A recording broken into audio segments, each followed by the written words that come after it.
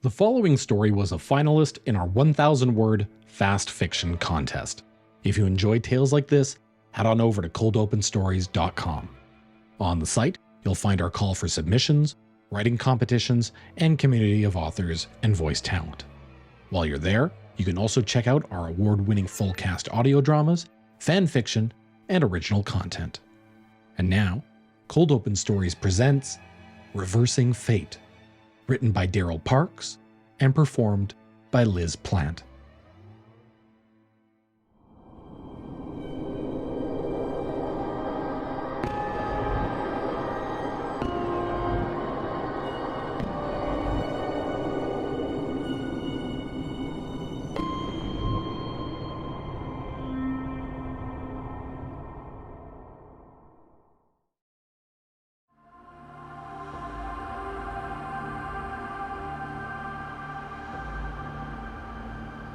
She dreamed of a strange, barren landscape, pocked by craters and run through by endlessly repeating patterns.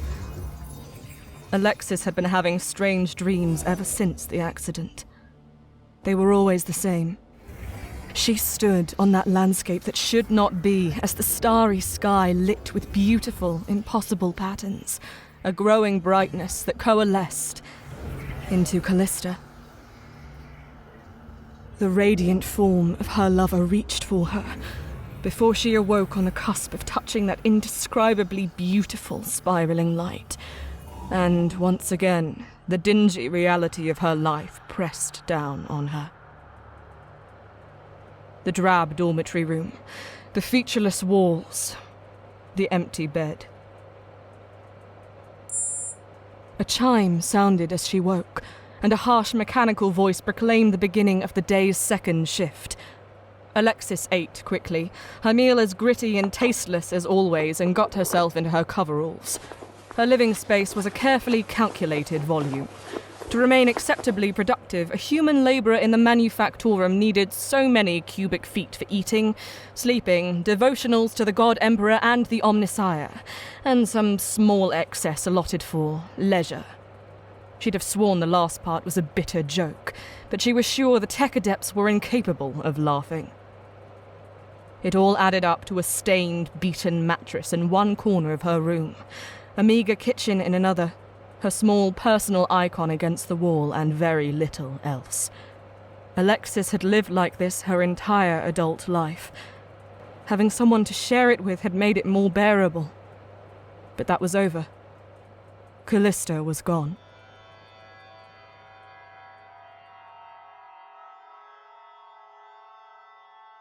Dressed and nourished, she headed out into the dormitory hallway and tried to keep her mind on what awaited her after 12 hours on the factorum floor.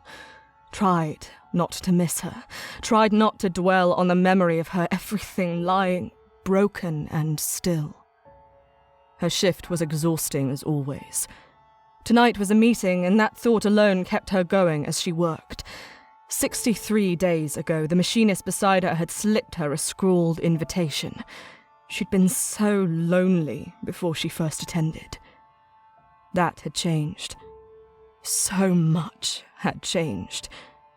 Ashes drifted through the sky as she left the manufactorum, and the night was bitterly cold. She barely noticed, and strode purposely into a dilapidated industrial quarter, seeking the appointed place. A masked lookout called to her as she approached. "What burns within you?" She replied as she'd been told. The lightless flame. The figure nodded, its cloak seeming to flow like mercury in the light, and handed her a silvery mask. "Welcome, sister. Tonight's omens are good." The disused storeroom had become a sanctum.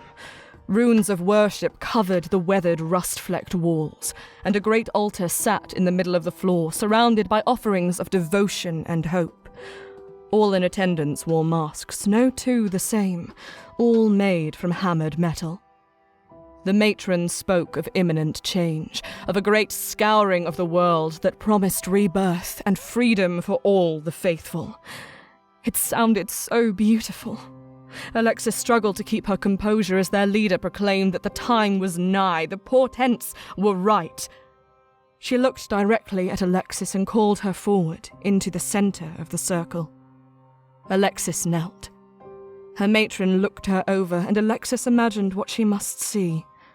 A malnourished young woman, skin smudged with ash, hair kept short lest it be caught in the machines she laboured with.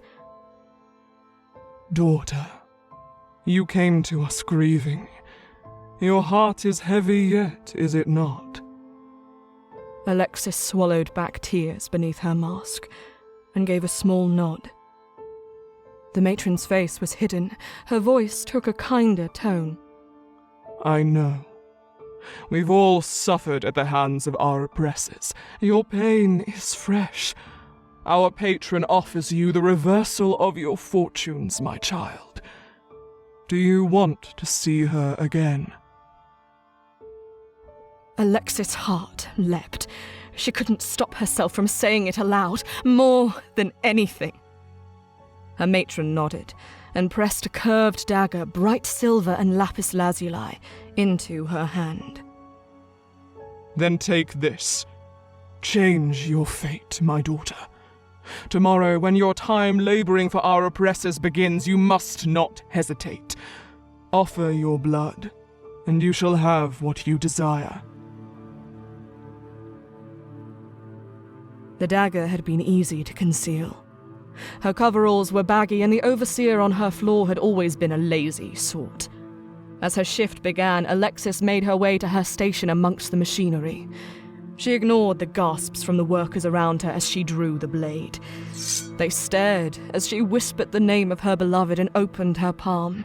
Her blood poured from the gash, and for a moment the universe seemed to inhale and hold its breath. The drops of her blood on the metal floor began to wriggle, given life, ballooning up into rubbery pink shapes. Fanged maws opened, glowing eyes shone in the misshapen, tentacled lumps of bodies, and the humans around her began to scream. Blazing fire burned impossible colors across the open floor as these capering things, born of her blood, began to chant. Everything the flames touched seemed to unravel and become less real. Fear of what she'd unleashed filled her. Everything hurt to look at.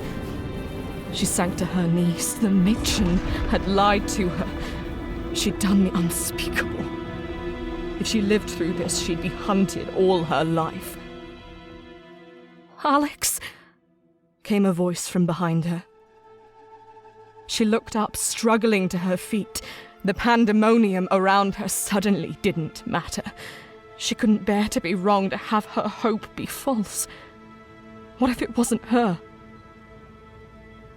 "Alex, what's happening?" Slowly, she turned, finding courage born of impossible hope.